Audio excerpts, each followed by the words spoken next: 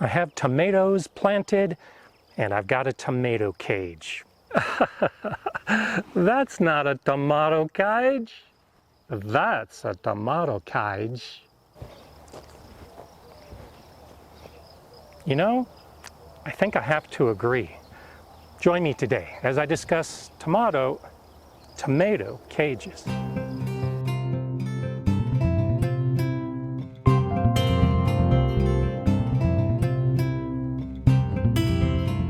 Hi, I'm Gardener Scott, and this is one of the tomato cages that I recently purchased at a big box store.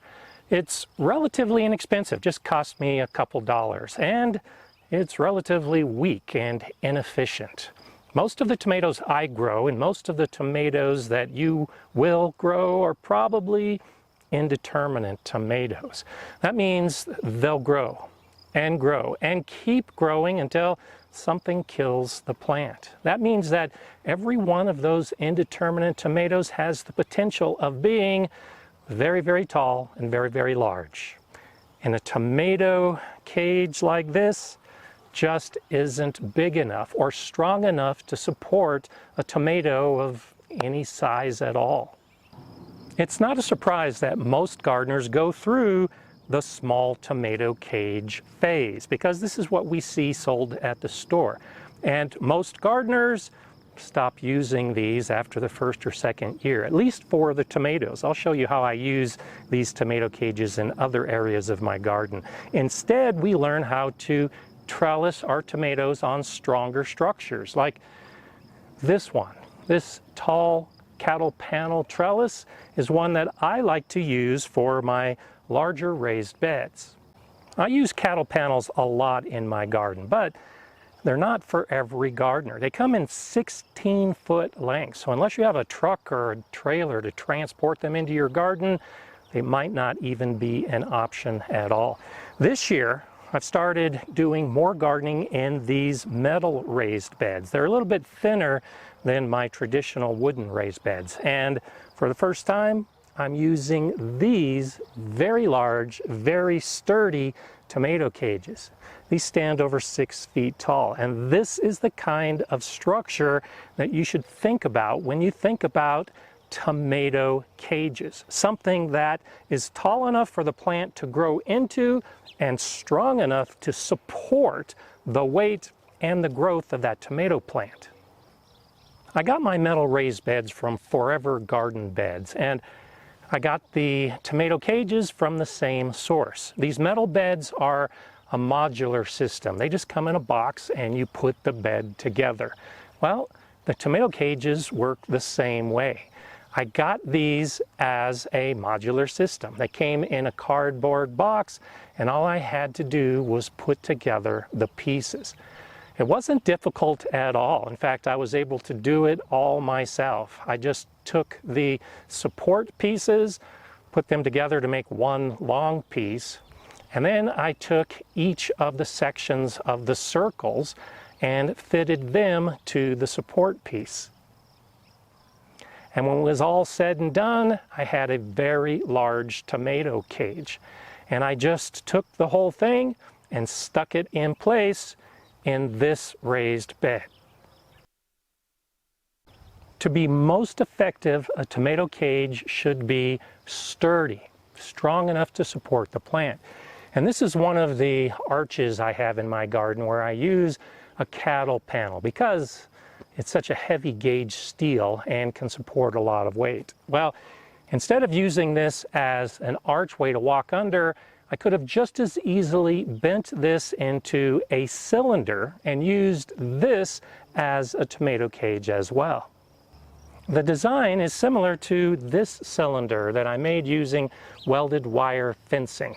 I have these around my fruit trees to help keep the deer and the rabbits and mala from eating them, but I don't recommend welded wire fencing. It's still too flimsy. In fact, this is actually flimsier than that cheap tomato cage that I bought.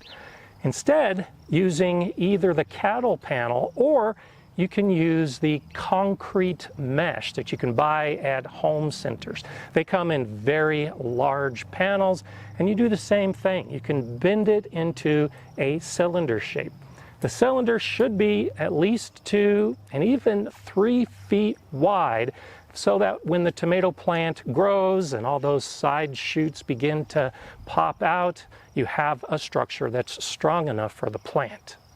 But I don't like working with the concrete mesh. It seems like it's always rusty, and it always gets on my hands and gloves and clothes and even the plant. So I tend to stay away from it. And the cattle panel, while a great material for trellis and other areas, doesn't bend easily enough to really form a manageable tomato cage. So that's why, particularly for smaller beds and more narrow beds, I think these cages are a better option. They're not expensive at all, they're easy to put together, and they're pretty sturdy. In this bed, I'm using 3 cages to support 5 plants. I have 1 plant in each of the cages, and then I've put a tomato plant in between. There's no rule that says you can only put 1 plant per cage. And for a wider and stronger tomato cage, you might want to do 2 or 3 tomato plants. For this setup, I am putting 1 plant per cage. They'll grow vertically, and I'll train them up on the inside of the cage. For the one in between, as it grows, I'll actually train some of the side branches, kind of like bookends. They'll be supporting the plant that's growing in the middle. 3 tomato cages, 5 plants in this case. Until the plants get big enough that they're actually being supported by the cage, I like to use something else to support the plant. In this case, I have a bamboo stake, and the plants are tied to the bamboo. Once they get big enough and the tomato cage is actually doing its job, I can remove the bamboo. Supporting the young tomato plants is important, especially in a region like mine with a lot of wind. Well, you can use these smaller tomato cages as that initial support. Especially in 5-gallon buckets and grow bags, you can put a cage like this. Now, it's not going to be strong enough once the tomato plant grows up to its height. And in a small container like this, you can expect the whole thing to flop over. But what I'm going to do is actually attach it to my deck, to the handrail. So as the plant grows with that extra support, now it can be strong enough to support a plant that's growing in a bucket or a container.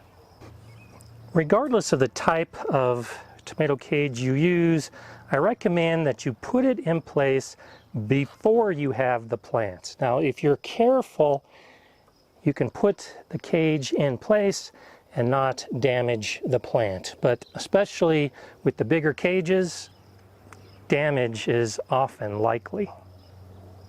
And that's the primary reason why I put these cages in before I put the plants in. I measured them out, made sure I had the spacing that I wanted, put the cages in the ground, and then, because of the design, there's so much room to work around these plants, it was a piece of cake to just dig the hole and put the tomato plant into that hole. No damage to the plant from the cage. You have options for how you manage the plants as they're growing up through the tomato cage. You can allow the tomato cage to do its job, and with the large openings, the plant will grow and those side shoots will spread out over the sides, and you can just let the cage do all the support. I think I'll do some more training. I'll actually tie some of the primary stems to these support pieces so that I can keep directing the plant vertically to get as tall as possible. You could just go ahead and put a single plant in a middle cage and use the side cages as additional support. Let all those suckers grow. They'll grow sideways. They'll turn into full-size plants on their own right. And you might be able to use 3 cages for a single very large plant if you live in a region that allows the plants to get that big. Now, if you have a bunch of those small, flimsy tomato cages, don't despair, especially if they're just taking up room in your shed. I think they should be called pepper cages, because that's actually a better use for them. And for all these peppers that I have growing in my greenhouse, I expect them to get pretty large, pretty big, and they'll need some additional support.